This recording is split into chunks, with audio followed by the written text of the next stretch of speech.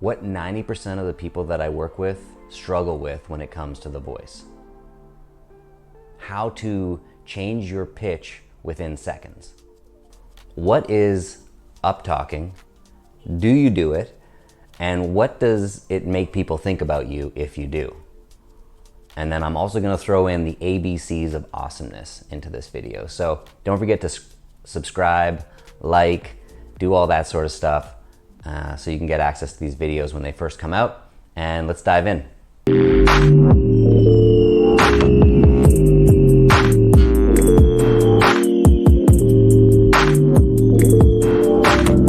Couple rules for working with your voice. Generally, and this is not across the board, but I'd say about 95% of the time when I work with people, they don't speak loud enough. They are a little on the quiet side.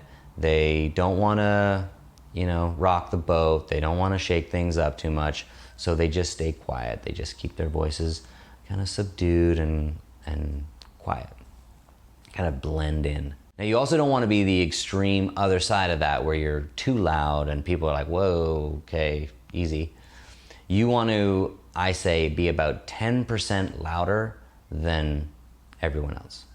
So 10% louder than the people around you, 10% louder. Not so much that you're overpowering them, but just, and you'd be surprised because if you think it's 10% louder in your head, it's probably about the same as everyone in the real world. Because it's going to sound louder in your head than it's going to sound out in the world. So aim to be 10% louder than people around you, and you're most likely to hit a very good volume. So what we're going to do now is we're going to work with pitch. So the pitch is going to be, there's no pitch perfect. There's no thing that's the best voice in the world. It's all about, the whole package together. So I don't want you to overthink this, but there are some common mistakes that people tend to find themselves in when they are trying to work with their voice. So one of the big ones is up talking. So that's where everything you say sort of sounds like a question. You're kind of putting this inflection at the end of your sentences, da da da da, da da da da da. That's going to make people think you don't know what you're talking about. It's going to give people the impression that you're shy or insecure, uncertain. One thing you can practice is at the end of a sentence, just almost like point downward.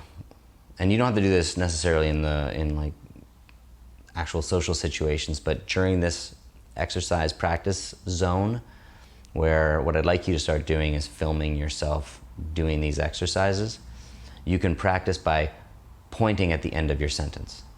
So as you're speaking, so rather than pointing at the end of your sentence, pointing at the end of your sentence.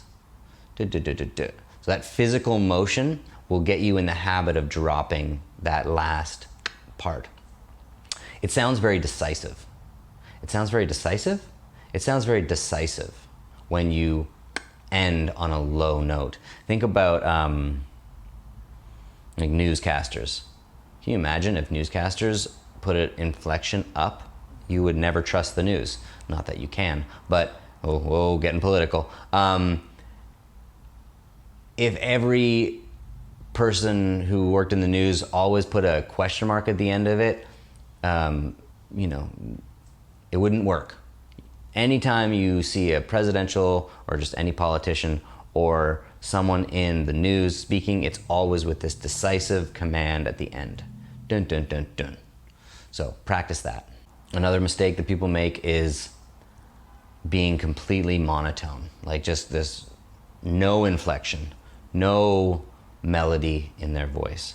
So they just kind of, it feels safe in a way. And I don't want to, be flamboyant or too out there, so I'm just going to speak in this very monotone way that no one's going to think I look silly or anything like that. But really, they do. They think that it's so monotonous that they're just like, what's happening here?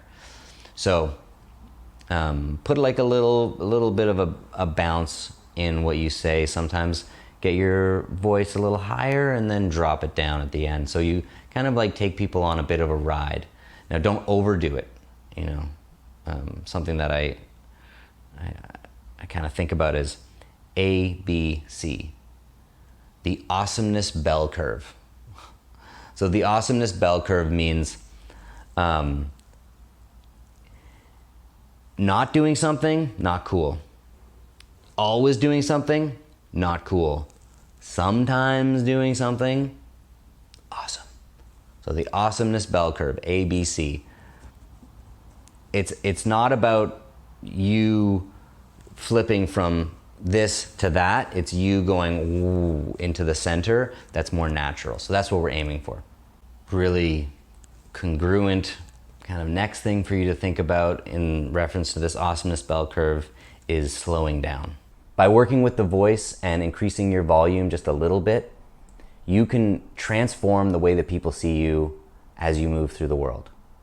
So don't forget to like and subscribe for more videos like this, and I'll see you guys in the next one.